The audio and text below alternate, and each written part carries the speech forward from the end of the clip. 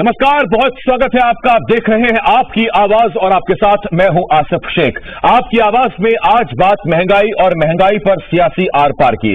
देश में पिछले 10 दिनों में 9 बार पेट्रोल डीजल के दाम बढ़ाए गए हैं। रसोई गैस की कीमतें पहले ही आग लगा चुकी हैं। महंगे तेल की वजह से हर चीज महंगी हो रही है। आम आदमी परेशान है और सरकार से राहत की मांग कर रहा है। मामला जनता से सीधे जुड़ा है, सो महंगाई को लेकर विपक्ष भी सड़कों पर उतर आया है। कांग्रेस ने आज देश भर में प्रदर्शन किया। राहुल गांधी ने दिल्ली में आंदोलन की अगुवाई की तो एमपी में कमलनाथ और छत्तीसगढ़ में पुनिया और मरकाम ने केंद्र को जमकर कोसा। सरकार अंतर्राष्ट्रीय बाजार में तेल की बढ़ती कीमतों का हवाला दे रही है तो कांग्रेस केंद्र पर जमकर हमला बोल रही है। कई सवाल हैं जिनके जवाब जानने की कोशिश करेंगे। एक खास पैनल भी हमारे साथ जुड़ेगा, लेकिन आइए सबसे पहले एक रिपोर्ट देखते हैं।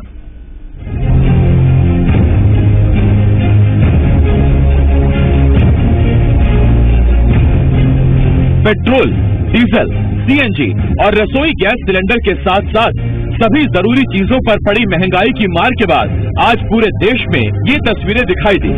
पिछले 10 दिनों में 9 बार पेट्रोल डीजल के दाम बढ़े तो हर तरफ महंगाई बढ़ने लगी। सिलेंडर पहले ही 1000 हो चुका है और ज्यादातर जगहों पर पेट्रोल या तो सैकड़ा पार कर गया है या फिर पार करने के करीब है। महंगाई बेकाबू हुई तो विपक्ष को विरोध करने का बड़ा मुद्दा मिल गया। कांग्रेस ने पूरे देश में सड़क पर उतरकर जमकर प्रदर्शन किया। दिल्ली में कांग्रेस के पूर्व अध्यक्ष राहुल गांधी ने कमान संभाली तो एमपी और छत्तीसगढ़ में भी बड़े नेताओं ने मोदी सरकार को आड़े हाथों लिया। पूर्व सीएम कमलनाथ ने महंगाई को लेकर सरकार पर जमकर हमला बोला तो एमपी बीजेपी की सह प्रभारी पंकजा मुंडे ने विपक्ष पर ही पलटवार कर दिया। महंगाई की कोई सीमा नहीं, पेट्रोल और डीजल से सब प्रभावित है। आज राशन 300% बढ़ा है पिछले 3 साल में और महंगाई के रुकने का कोई सवाल नहीं उठ रहा। कोई हमें दिख नहीं रहा कि कोई नीति नहीं। आज इस पर पूरे प्रदेश भर में आंदोलन कर रहे हैं। मुझे लगता है कुछ ऐसे निर्णय हमारे मुख्यमंत्री शिवराज जी ने लिए हैं जो जनता को बहुत पसंद आए हैं, जिसमें महंगाई कम करने के बारे में भी उन्होंने कुछ प्रयास किए। उसका स्वागत कर नहीं पा रही कांग्रेस, इसलिए शायद उठा। एमपी में महंगाई के खिलाफ विपक्ष सड़क पर था तो छत्तीसगढ़ में सरकार और सत्तारूढ़ दल दोनों केंद्र को घेरने सड़कों पर उतर आए। महंगे तेल और सिलेंडर को लेकर कांग्रेस ने केंद्र सरकार पर जमकर निशाना साधा तो वहीं बीजेपी केंद्र सरकार का बचाव करती नजर आई। ऑल इंडिया कांग्रेस कमेटी की तरफ से राष्ट्रीय कार्यक्रम है और इस तरह के कार्यक्रम आगे भी होते रहेंगे। जो जनता की लूट हो रही है और केंद्र सरकार सुन रही है तो कान बहरे किए हुए हैं, उनके कान खुले, आवाज पहुंचे, इसके लिए। छत्तीसगढ़ में अनेक ऐसे घोषणा पत्र जारी किए कि शराबबंदी से लेकर के युवाओं को बेरोजगारी भत्ता तक जो कागजों में सिमट करके रह गई है। और भारतीय जनता पार्टी का जो अभियान है कांग्रेस मुक्त भारत, ये अभियान हमारा जारी है। पूर्ण शराबबंदी की घोषणा करे, गरीबी हटाओ का नारा दे, लेकिन जनता समझ गई है कि कांग्रेस के कथनी और करनी में अंतर है, इसलिए इनका असर जनता के ऊपर नहीं हो रहा है। बीजेपी की दलील है कि अंतर्राष्ट्रीय बाजार में महंगे कच्चे तेल की वजह से देश में तेल की कीमतें बढ़ रही हैं, तो कांग्रेस चुनाव खत्म लूट शुरू के स्लोगन के साथ सड़कों पर नजर आ रही है। सवाल ये है, क्या महंगाई को नतीजों तक रोक कर रखा गया था? सवाल ये है, क्या वाकई महंगा तेल बेचना सरकार की मजबूरी है? सवाल ये है, आम आदमी कब तक इस महंगाई का सामना कर पाएगा? और सबसे बड़ा सवाल ये कि देह तपाती गर्मी में महंगाई की जलन से सरकार कब आम आदमी को राहत देगी? ब्यूरो रिपोर्ट, ज़ी मीडिया।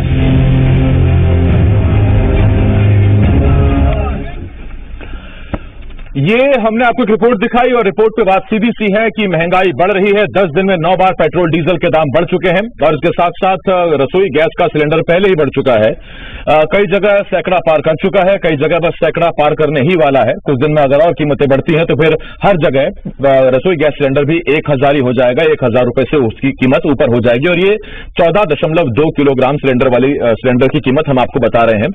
इसके साथ साथ अब जब पेट्रोल डीजल बढ़ता है तो फिर जाहिर बात है कि माल ढुलाई भी बढ़ जाती है, भाड़ा बढ़ जाता है और फिर हर चीज पर, यानी कि हर वो चीज जो आपके घर पहुंचती है उस पर कीमतें बढ़ जाती हैं।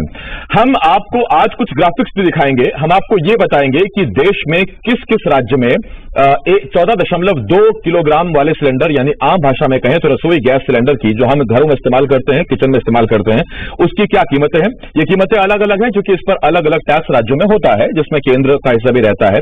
और पेट्रोल डीजल की क्या कीमतें हैं हमारे पड़ोसी मुल्कों में, पड़ोसी देशों में, हम वो भी आपको बताएंगे। इसके साथ हम आपको ये बताएंगे कि अगर आप 1 लीटर पेट्रोल डलवाते हैं तो उसमें कितना हिस्सा आपको टैक्स देना पड़ता है, कितना हिस्सा डीजल पर आपको टैक्स देना पड़ता है। और आप यकीन मानिए कि ये जानकर आप चौंक जाएंगे अगर आप पहले से नहीं जानते हैं। हमारे साथ एक बड़ा पैनल जुड़ा हुआ है और चूंकि आज मुद्दा बड़ा है, जनता से जुड़ा है, इसीलिए हमने आज डिबेट 1 घंटे की रखी है। हमारे साथ मध्य प्रदेश और छत्तीसगढ़ दोनों जगह से मेहमान मौजूद हैं। हमारे साथ कुणाल चौधरी जी कांग्रेस की तरफ से विधायक हैं, भोपाल से ज्वाइन कर रहे हैं, एमपी से ज्वाइन कर रहे हैं। इसके साथ साथ बीजेपी की तरफ से मध्य प्रदेश से आशीष अग्रवाल जी हमें ज्वाइन कर रहे हैं। अर्थशास्त्री आदित्य जैन मनिया जी हमारे साथ हैं, मैं बहुत स्वागत करता हूं आपका। छत्तीसगढ़ से हमारे साथ बीजेपी की तरफ से संजय श्रीवास्तव जी, कांग्रेस की तरफ से नितिन भंसाली जी और वरिष्ठ पत्रकार राम अवतार तिवारी जी हमें ज्वाइन कर रहे हैं। एक बड़ा पैनल हमारे साथ है, आपका भी बहुत बहुत स्वागत है राम अवतार जी, नितिन जी और कुणाल जी। चर्चा की शुरुआत कर रहा हूं। सबसे पहले आदित्य जी आपसे सवाल अर्थशास्त्र से जुड़ा हुआ है, इसीलिए पहला सवाल मैं आप ही से पूछ रहा हूं सर। महंगाई बढ़ रही है, इसकी क्या वजह समझ आ रही है और जनता इस स्थिति में है क्या कि इस बढ़ती महंगाई से जूझ सके अगर यही रफ्तार रही तो? देखिए, महंगाई बढ़ने का जो मुख्य कारण है वो अंतर्राष्ट्रीय बाजारों में ब्रेंट क्रूड का जो तेल का कच्चे तेल जिसे कहते हैं उसका बढ़ना सबसे बड़ा कारण है। दूसरा, जो रूस और यूक्रेन का युद्ध हो रहा है और उसके कारण आसपास के यूरोपियन कंट्रीज भी उसमें शामिल है, तो वहां से हमारा आयात जो होता है वो हमारा रुक गया है। दूसरा, ये 2 बड़े कारण हैं जिनके कारण हमने देखा कि महंगाई चरम सीमा पर पहुंच रही है और जनता में थोड़ी सी परेशानी जरूर हो रही है। लेकिन हम ये चाहते हैं कि सरकार को इस क्षेत्र में विशेष तौर से ध्यान देना चाहिए, क्योंकि अभी चुनाव से 5 राज्यों के बीजेपी समर्थित राज्य जीते भी हैं, एक में आप पार्टी भी आई है। लेकिन मैं चाहता हूं कि सरकार जो है, देश के नीति निर्माता जो है, वो आगामी मुश्किलों, जो अगले महीने में मुश्किलें आ सकती हैं, पेट्रोल डीजल से लेकर के, तो लॉजिस्टिक महंगा हो जाएगा तो सब चीजें महंगा हो जाएंगी, इसके लिए उनको सही योजना बनानी चाहिए और एक इमरजेंसी टीम बनाना चाहिए। दूसरा, जो डोमेस्टिक लेवल पर उनको अपना प्रोडक्शन बढ़ाना चाहिए। तीसरी बात जो है, महंगाई बढ़ रही है, वहां आमदनी भी लोगों की नहीं बढ़ रही है, इसके कारण भी परेशानी है। तीसरी बात है, मुश्किल के दौर में जब जनता हाहाकार कर रही है तो सरकार को अब चेत जाना चाहिए और जिन राज्यों में क्या उपाय हो सकते हैं, ये मैं आपसे आगे पूछूंगा आदित्य जी। मैं तो आपसे पूछ रहा हूं, जो बता रहे हैं कि ब्रेंट महंगा हो गया, ब्रेंट क्रूड महंगा हो गया, अभी क्या रेट है सर? $109 है प्रति बैरल, कितना है सर? $109.20 अभी करेंट का रेट है, जिसके कारण ये पेट्रोल डीजल के दाम हमने देखा, आपने बताया कि 9 दिन से लगातार बढ़ रहे हैं पेट्रोल डीजल के दाम, गैस के दाम। मैं आदित्य जी आपके पास आ रहा हूँ। $109 प्रति बैरल, और जनता को हम बता दें कि एक बैरल में करीब करीब 159 लीटर तेल आता है, अगर हम लीटर की बात करें, बैरल को कन्वर्ट करें। इस पर हम आगे बात करेंगे। अभी जरा मैं और टिप्पणियां ले लूं। राम अवतार सर, आपके पास आ रहा हूं। ये महंगाई मुद्दा तो बन रहा है, विपक्ष आज गर्मी में सड़कों पर पसीना बहाता नजर आया, विपक्ष के लिए बहुत बड़ा मुद्दा है। जनता पर इसका कितना फर्क पड़ रहा है?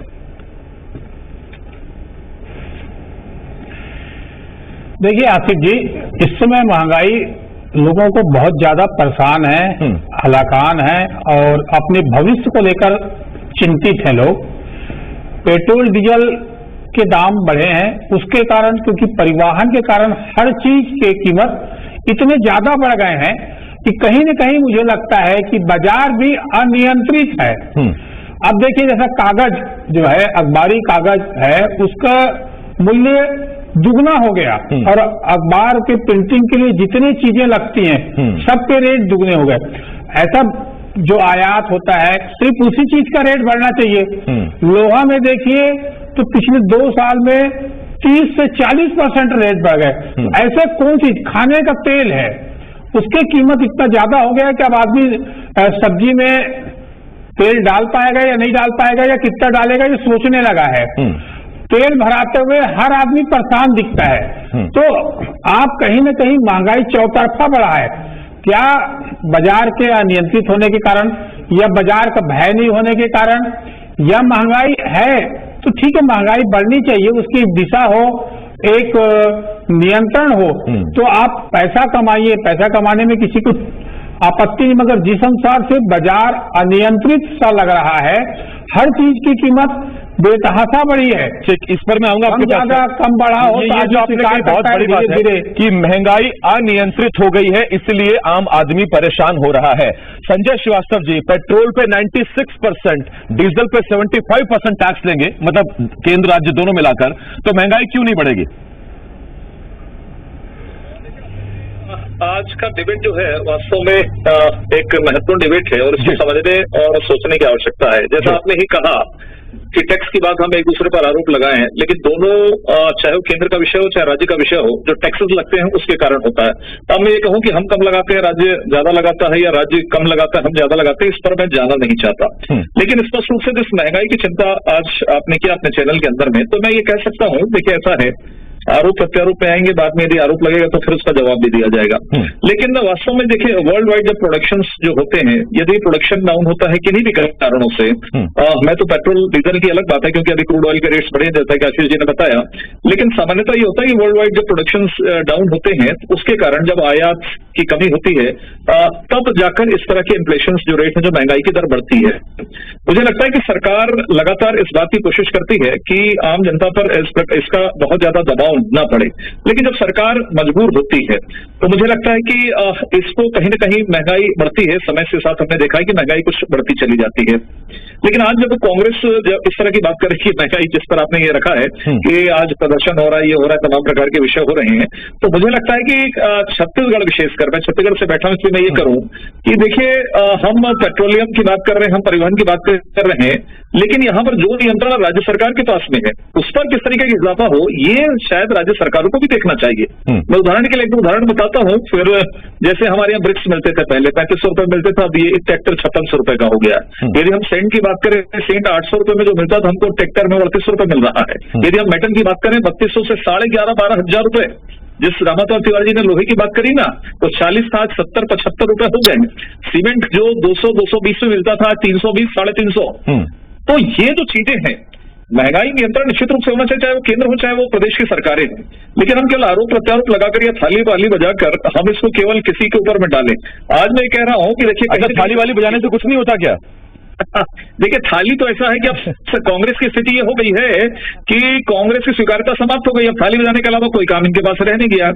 या फिर वो मोदी जी जब बोल रहे थे तो इनको तकलीफ थी थाली की, तो अब शायद अनुसरण कर रहे, दिमाग खुल गया। पूछा था मैंने संजय जी आपसे। संजय जी, लौट रहा हूं आपके पास। आप ही के पार्टी के आशीष जी हैं हमारे साथ मध्य प्रदेश से। जरा मैं ब्रेक पर जाने से पहले सबसे एक टिप्पणी ले लूं। आशीष जी, सीधा सवाल जनता पूछ रही है, क्या महज इत्तेफाक है कि 5 राज्यों के विधानसभा चुनावों के नतीजे आए और उसके बाद फिर पेट्रोल पर काबू हट गया? जनता तो ये भी कह रही है, काश चुनाव चलते रहते। आशीष जी, मुझे लगता है कि सबसे पहले तो मैं आपके चैनल को आज बधाई देता हूं कि 1 घंटे की आपने बहस को कंडक्ट किया और आपकी एंकरशिप में मुझे पूरा विश्वास है कि बड़ी तथ्यात्मक और तर्कसंगत ये बहस होगी, ताकि कांग्रेसी मित्र जो एक भ्रम का वातावरण बुनना चाह रहे हैं इस महंगाई को लेकर, वो दूर होगी। देखिए, महंगाई सिर्फ बातों से तय नहीं होगी आसिफ जी, इसके लिए हमें महंगाई के आंकड़ों का अध्ययन करना होगा। और 2014 से जब से मोदी जी की सरकार आई है और कोरोना से ठीक पहले यानी कि 2020 तक महंगाई दर पिछली यूपीए की सरकार से बहुत कम रही, यानी कि अर्श से फर्श की स्थिति रही। मोदी सरकार के इन 6 काल में सिर्फ 8 ऐसे वाक्य थे जब महंगाई दर 6% से ऊपर रही। वही अगर मैं यूपीए के कार्यकाल को देखूं तो 2010 से 2014 तक महंगाई दर 28 महीने तक लगातार 9% के ऊपर रही और 8 तो ऐसे वाक्य थे जब महंगाई दर यूपीए के 2012 से 2014 के शासनकाल में डबल डिजिट को छुआ। तो यानी कि ये स्पष्ट है कि मोदी जी ने अर्थव्यवस्था में जो स्ट्रक्चरल चेंजेस किए, जो पॉलिसी पैरालिसिस को हटाया, उससे अर्थव्यवस्था में अच्छे परिणाम हुए और महंगाई दर कम रही। अब आई एक विश्वव्यापी एक विभीषिका जिसको हमने कोरोना का नाम दिया। और कोरोना में जब विश्वव्यापी लॉकडाउन लगा तो उससे सप्लाई चेन मैनेजमेंट हर देश का गड़बड़ाया और कुछ समय के लिए महंगाई दर बढ़ी। परंतु मोदी जी के नेतृत्व में जहां 1 और 80 करोड़ देशवासियों को मुफ्त में अनाज मिल रहा था, इस देश के 180 करोड़ लोगों डोजेज हमें वैक्सीनेशन के लग रहे थे, उसके बाद भी भारत इस विश्व में तेजी से बढ़ी हुई अर्थव्यवस्था में निकल के आया। और आप ताजा आंकड़ों को देखें तो हमारी जो एवरेज हर प्रति व्यक्ति आय है वो भी हर राज्य की आगे बढ़ी है। अब युद्ध आया, अब और मैं इस पर आपका बताता हूं जब क्या ये आय उस अनुपात की बढ़ी यूक्रेन का हुआ, हम मैं ये कह सके। आशीष जी, मेरे पास 2 मेहमान भी और हैं, ब्रेक पर जाने से पहले उनके पास चला जाऊं, फिर मैं आता हूं। इस पर डिटेल बात करेंगे सर हम ब्रेक के बाद, लेकिन उससे पहले कुणाल जी, आंकड़ों पर देखें, आंकड़े देखें या चीजों की कीमतें देखें। और दूसरी बात ये अजीब इत्तेफाक है, जब आपके यहां पेट्रोल बढ़ता है तब भी यही आता था कि अंतर्राष्ट्रीय बाजार उसके लिए जिम्मेदार। अब बीजेपी के जमाने में बढ़ रहा है तो अंतर्राष्ट्रीय बाजार जिम्मेदार, तो जो घरेलू उपभोक्ता है उसका क्या, वो कहां जाए? बड़ी अच्छी बात ये कह रहे थे कि मतलब महंगाई दर तो कम हो रही है पर महंगाई बढ़ रही है। मतलब मुझे लगता है कि एक नारा देके बीजेपी सत्ता में आई थी 2014 में कि बहुत हुई महंगाई की बार, अब की बार मोदी और बीजेपी की सरकार। अब एक नया नारा चला है कि सहना पड़ेगी महंगाई की मार क्योंकि अब है मोदी और बीजेपी की सरकार। ये आंकड़े बता रहे थे कि ये इन्फ्लेशन ये वो सब बढ़ गया। मैं तो गांव का आदमी, मुझे नहीं मालूम कि आंकड़ों की बाजीगरी क्या है, कि मतलब जो पेट्रोल डीजल, और आप आंकड़ों की बात कर रहे थे मनमोहन सिंह जी के समय जब शिवराज जी ने साइकिल चलाई थी मध्य प्रदेश के अंदर पूरे मंत्रिमंडल के साथ, तब 145.31 डॉलर प्रति बैरल क्रूड ऑयल था। पर बैरल का क्रूड ऑयल की कीमत 143.31 थी। उस समय 50 रुपए का डीजल हुआ करता था, 65 का पेट्रोल हुआ करता था। शिवराज जी पूरे मंत्रिमंडल के साथ कहते थे कि मनमोहन सिंह जी के कारण ये महंगाई बढ़ रही है और मनमोहन सिंह जी को कम कर, जबकि राज्य के अंदर, प्रदेश के अंदर शिवराज जी और बीजेपी की सरकार थी। तब जाके मतलब वो बाहर रहे थे तो इनको महंगाई क्या कहते थे, डायन कहते थे। आज जब $100 है और $103 है आज की तारीख में, अभी आप चेक करेंगे नेट पे तो $103 के प्रति आसपास आ जाएगा।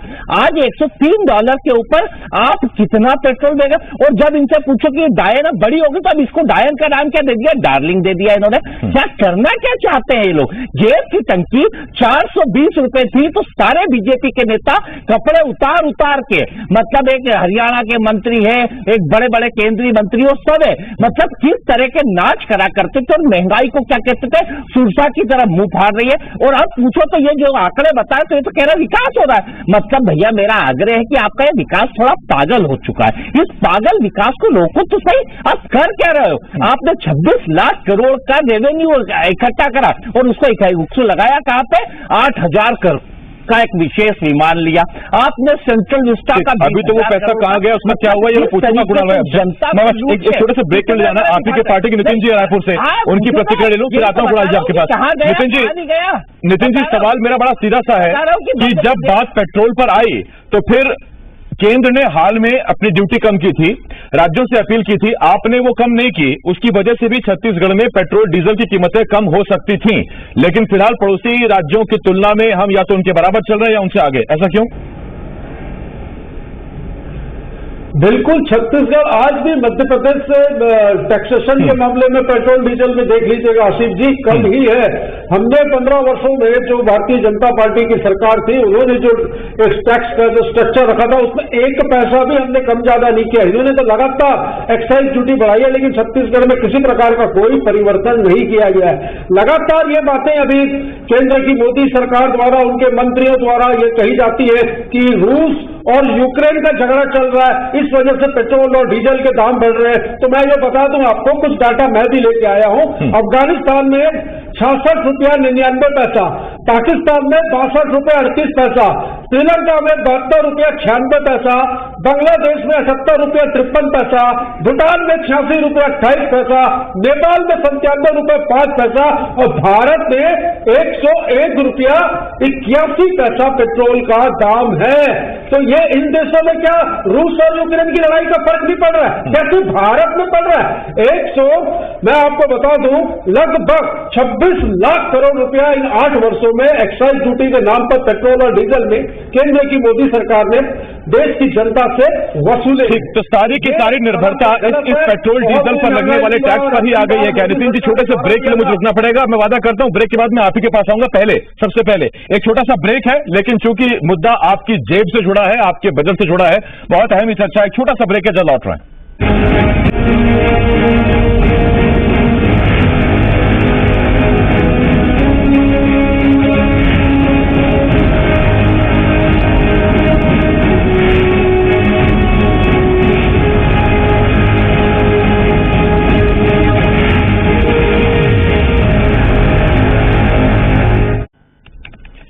ब्रेक के बाद हाजिर, आप देख रहे हैं आपकी आवाज, और आपकी आवाज में आज हम बात कर रहे हैं महंगाई की, और आज ये डिबेट बढ़ी है। 1 घंटा हम इस पर चर्चा कर रहे हैं, और ब्रेक के बाद अभी हम तमाम और मेहमानों से बातचीत करेंगे। लेकिन उससे पहले आज जब कांग्रेस ने देशव्यापी प्रदर्शन किया है, तो मुख्यमंत्री भूपेश बघेल ने क्या कहा है, आपको सुनवाते हैं।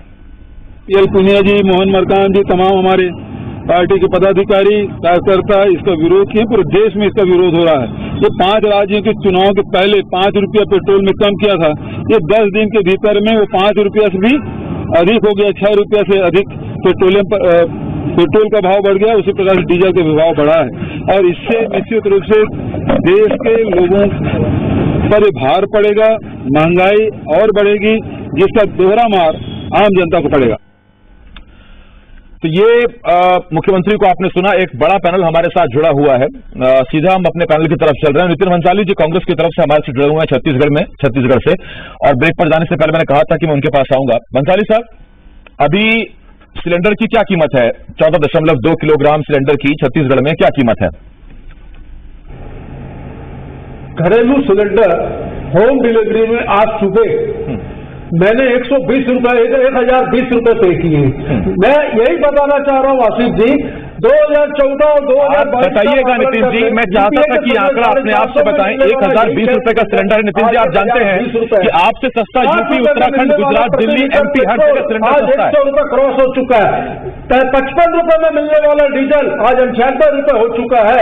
आज एक और नई चीज पढ़ी मैंने कि टोल टैक्स में भी वृद्धि कर दी गई है। टोल टैक्स में 15 रुपए से लेकर 60 रुपए तक की वृद्धि। आखिर ये बोझ माल भाड़ों में बढ़ेगा, और माल भाड़ों में जो बोझ बढ़ेगा इसका असर सीधा महंगाई पर पड़ेगा।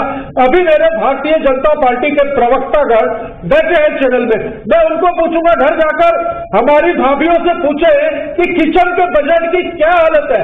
सच कड़वा होता है, ये बोल नहीं पाते क्योंकि ये मोदी भक्त है, मोदी जी के इशारों पर चलते हैं, लेकिन वास्तविकता में ये खुद भी इन चीजों को समझते हैं। मुझे महंगाई का आवाज नहीं पहुंची लगातार बढ़ा है। अब जब भाभी जी घर पर है, आपने जब छेड़ी दिया, मैं तो ये पूछ रहा हूँ कि हमारी भाभी जी आपसे ये नहीं पूछते कि 1020 रुपए का सिलेंडर आप यहाँ हमको लेना पड़ रहा है और हमसे सस्ता यूपी, उत्तराखंड, गुजरात, दिल्ली, एमपी में क्यों है? भाभी जी नहीं पूछती आपसे? जी ये तो रोज के प्रश्न है, ये तो रोज के, हम तो खुल के बोल रहे हैं। मैं तो इनसे प्रश्न कर रहा हूँ, ये जवाब दे दे। मैंने कहा ना, ये नहीं कहेंगे कुछ। ठीक, परेशान तो ये भी है। आता हूँ सर। भाभी जी भी परेशान है, भैया जी भी परेशान है, सबकी परेशानी का हल निकालेंगे, कुछ कोशिश करते हैं। आदित्य जी, ये सारी निर्भरता पेट्रोल डीजल पर नजर क्यों आ रही है? पेट्रोल डीजल पर लगातार बढ़ता टैक्स, वैट और एक्साइज, ये निर्भरता पेट्रोल डीजल पर ही क्यों आकर टिक गई है? देखिए, सारी निर्भरता इसलिए पेट्रोल डीजल पर आकर निर्भरता रह गई है कि इससे ही आजकल की इंडस्ट्रीज का चलन होता है। सबसे बड़ी बात तो ये है, मैं एक बात बीच में अभी मेरे पास न्यूज आई कि अभी ओपेक कंट्रीज ने अपना उत्पादन बढ़ाने की परमिशन ले ली है, मतलब उनकी जो बैठक हुई है, उसमें भी। दरअसल हमारी जो सारी इकोनॉमी है वो तेल, गैस और पेट्रोल पर ही टिकी हुई है। तेल, गैस और पेट्रोल पर ही टिकी हुई है। 50% से 60% हमारी इकोनॉमी जो है वो तेल, गैस और पेट्रोल पर ही टिकी हुई है। 50% से 60% हमारी इकोनॉमी जो है वो तेल, गैस और पेट्रोल पर ही टिकी हुई है। पर ही चलती है। किसी दुनिया में किसी भी देश की इकोनॉमी है वो तेल पर ही चलती है। दूसरा डॉलर और गोल्ड अब सेकेंडरी चीज हो गया, पहले डॉलर गोल्ड और ये चलता रहा, अब तेल और शेयर बाजार, ये दो चीजें हैं। अब आप सोचिए कि ब्याज दरें बढ़नी है, अगर महंगाई दर का सीधा रास्ता जो है वो जीडीपी ग्रोथ से है। आप एक तरफ जीडीपी ग्रोथ बढ़ाना चाहते हैं, दूसरी तरफ महंगाई दर घटाना चाहते हैं, तो कैसे संभव होगा? जब डिमांड निकलेगी निश्चित तौर पर महंगाई दर बढ़ेगी। लेकिन अभी जो महंगाई दर है वो र्यूमर पर चल रही है। आपको बता दूं कि केंद्र सरकार की योजनाओं में 80 करोड़ लोगों को, जैसे मेरे मित्र आशीष जी ने बोला कि उनको खाद्यान्न मिल रहा है, तो वहां महंगाई उनको कोई अवसर नहीं हो रहा। अब तो केवल मध्यम वर्ग को ही प्रॉब्लम हो रही है। यही मेरा अगला सवाल है और मैं इस पर आता हूं आपके पास। हमारे साथ राम अवतार तिवारी सर हैं।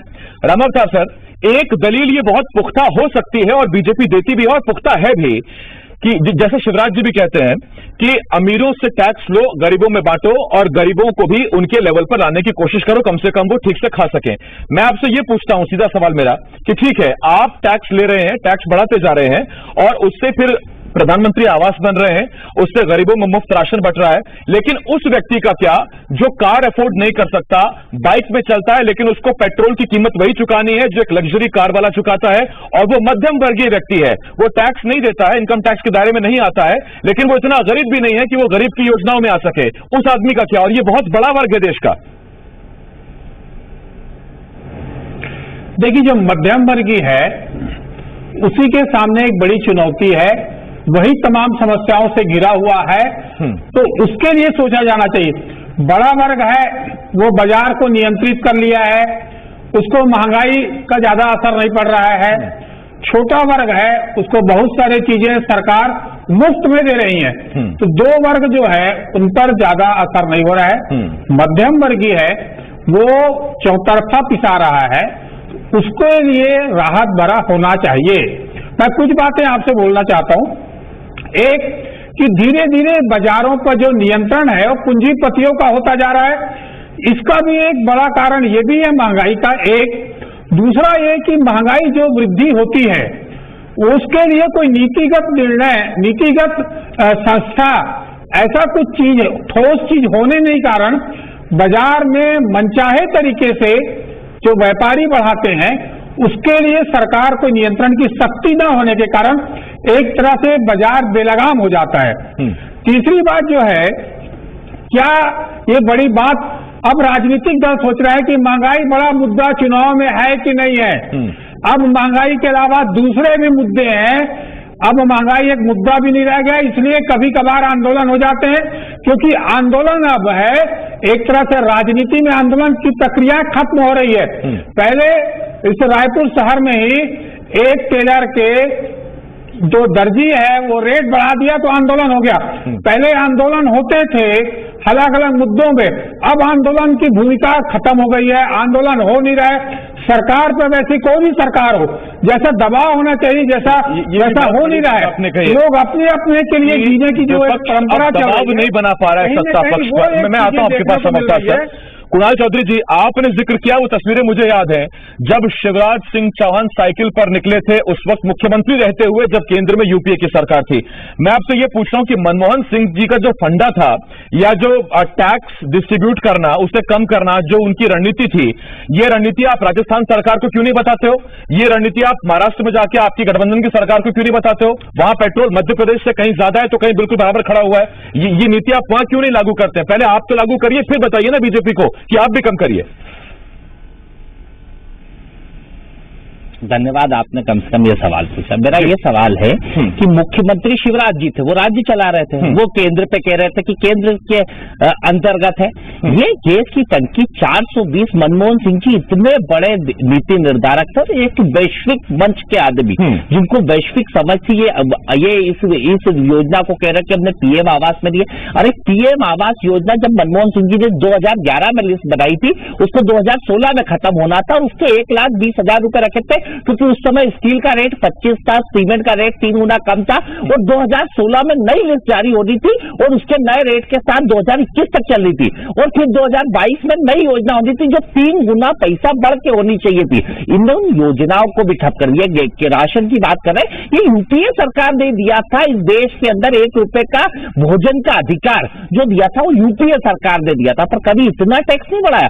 ये गैस की टंकी, आपको क्या 400 की गैस की टंकी क्या राज्य सरकार कर सकती है? किस तरह की बातें कर रहे हैं? केंद्र सरकार के पास क्या काम है? क्या केंद्र सरकार सिर्फ लूटने को बैठी हुई है? स्पष्ट रूप से चंद चुनिंदा उद्योगपतियों के लिए देश की सरकार चल रही है, ना तो कोई गरीब को। आप अब राज्य और केंद्र ये क्या, उस समय शिवराज जी केंद्र पर कोसा करते थे, आज मैं मध्य प्रदेश में बैठा हूं, केंद्र में भी बीजेपी है, राज्य में भी बीजेपी है, और क्रूड ऑयल की कीमत $145 से घट के 109 बता रहा हूं, मेरे को 103 का याद है, $105 प्रति बैरल के ऊपर है। तब 120 रुपए के आसपास पेट्रोल दिख रहा है। हो क्या रहा है? किस नीति, किस नियम, किस निर्णय के तहत हो रहा है? नीतियां गलत है, निर्णय गलत है, और जिस तरीके से झूठ बोलो, जोर से बोलो और बार बार बोलो की नीति अपनाते, और यहां पे आते इस राज्य की बात करो। अरे हो क्या रहा? अभी आपने बताया 2%, फिर यहाँ पे वो उसका बढ़ रहा है। अभी बिजली का मध्य प्रदेश के अंदर आपके चैनल के ऊपर अभी हेडलाइन के अंदर चल रहा है। अभी आपने बताया टोल का पैसा, और टोल पे मैंने सवाल लगाया था कि कितना रुपया है और कितना कमा लिया, और जो कंपनियां है, बिजली कंपनियां कर क्या रही है? क्या जनता की गाड़ी कमाई आपको क्या गरीब को बहुत देता हुआ दिख रहा है? गरीब, मध्यम वर्ग